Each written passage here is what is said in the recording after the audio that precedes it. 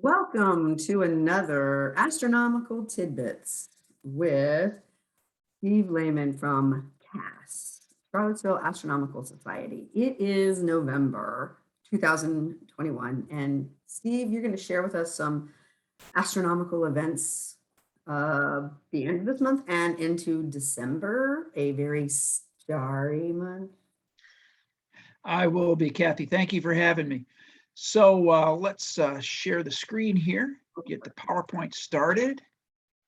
And got all sorts of weird things popping up here.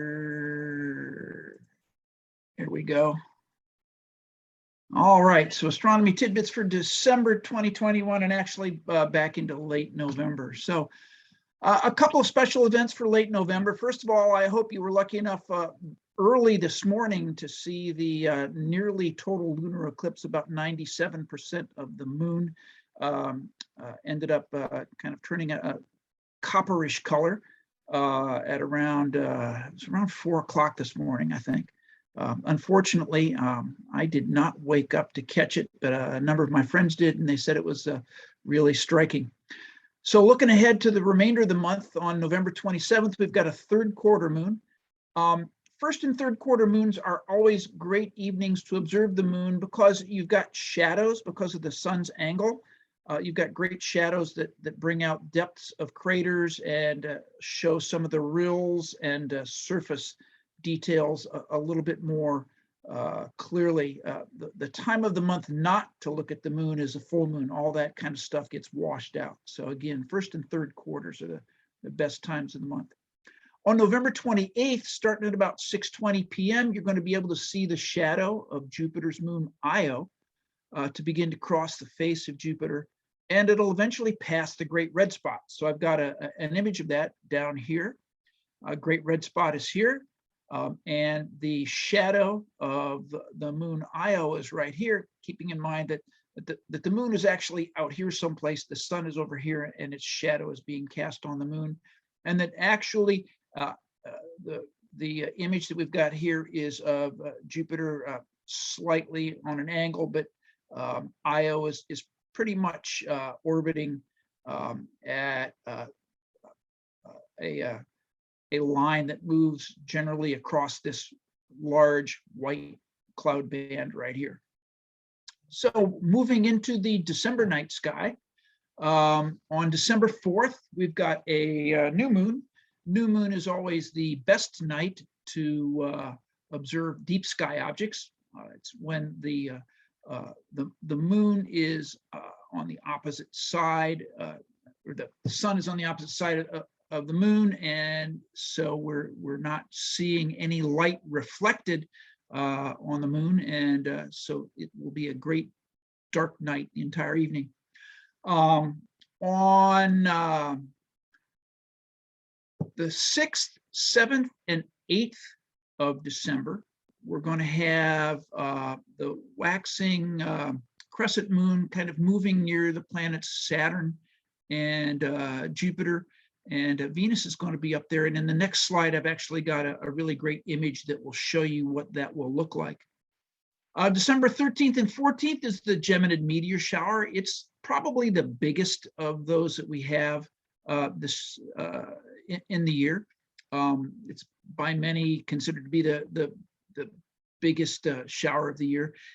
Anywhere from the 7th through the 17th, you're liable to see more meteors in the night sky than you might normally, but it peaks during the night, so the 13th and 14th. Best time to watch is after midnight, and the best way to do this is to get out one of those great summer chase lounges, a blanket and a cup of hot cocoa, lay flat, and you're going to be facing toward the constellation Gemini, which, if you're following things in the night sky, comes up after Orion the Hunter. And if you look toward Gemini, those meteors will be radiating from that general area in the night sky. Here's that image of what the night sky is going to be looking like. This is at about 6:40 p.m. on December the 8th. We've got the moon here, Jupiter above it, Saturn below it, and Venus low on the horizon. So during the 6th, 7th, and 8th, these three planets, the moon will be moving past them. The planets don't move as quickly as the moon does. The moon basically rises about 50 minutes later every evening. But a nice collection of planets in the early evening on December 8th. Some more highlights. December 19th is the full moon. That's when the moon's on the opposite side of the Earth from the sun, and so it's reflecting full sunlight. It's very often called the cold moon because cold weather is on its way.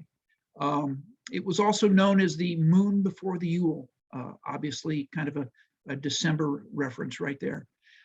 It's a good night to stay inside and stay warm and watch a movie or wrap holiday presents, as most deep sky objects are going to be washed out because of the moon's reflected light. You'll still be able to see the planets, but anything deep sky in the way of galaxies, nebulae, star clusters, that sort of thing, pretty much will be washed out that evening. December 21st is a winter solstice. So at that point in our year, the South Pole is tilted towards the sun. And so that's kind of the start of our winter, the beginning of their summer in the Southern Hemisphere. And it's what we officially call the first day of winter here in our Northern Hemisphere. December 21st and 22nd is the Ursid meteor shower. This is one of the minor meteor showers every year, maybe 5 to 10 meteors per hour. It's a result of the dust grains left behind from the comet Swift-Tuttle, which was discovered in 1790. And again, it's one of those showers that runs anywhere from the 17th to the 25th, peaking between the 21st and the 22nd. The full moons, or the nearly full moon, is going to be a little bit of an issue this year, but some of the brightest meteors will pop through. And again, you're going to be looking towards Ursa Minor, which is the little bear. So you're going to be looking towards the north, although the meteors can appear anywhere in the sky. They're going to kind of radiate from that general direction. Astronomy on Tap, which is a production of the University of Virginia astronomy department and some of the grad students in the department, is going to be held virtually on December 13th. They have a Facebook page, and I have put a link there from their Facebook page, and more details about who will be speaking and what topics will be covered will be listed on that page in coming days. I just got notice today that was going to be a virtual event, so they haven't quite nailed down everything. If you've not done an Astronomy on Tap, they're generally fun things to do. When we've been doing them virtually, we usually have some kind of a virtual beer tasting, and then some real great short talks by members of the astronomy department and some of the grad students. So you might put that on your calendar and look forward to a great evening. Those usually start, I believe it's 7 p.m. But again, check that website to nail down the time. And finally, the big December question, the thing that I get asked every year is, what about the Star of Bethlehem? Was it real? Many religious faiths mention the fact that people followed the star on their quest to find the manger. And so there's a really great discussion, a scientific explanation of what the Star of Bethlehem might have been. It's on space.com, and you can click on the link and follow that. Space.com is one of those great portals to kind of check up and find things on specific dates, or generally information about what's happening on any given month. Also, the images that I showed you earlier were from the application that many of us use for looking at things in the night sky. It's a planetarium application. And if you want more information about that, you can contact me or contact Kathy, and we'd be happy to share that information with you. That's pretty much it, Kathy. Anything else we can think of? I can't think of anything. That was perfect. I'm going to drop out of sharing my screen here. Okay. And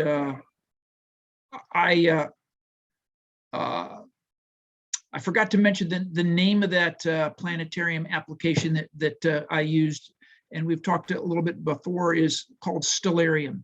It's a free application, and it runs on PCs and Macs and just about anything that is either handheld computer or desktop or laptop. So great free application.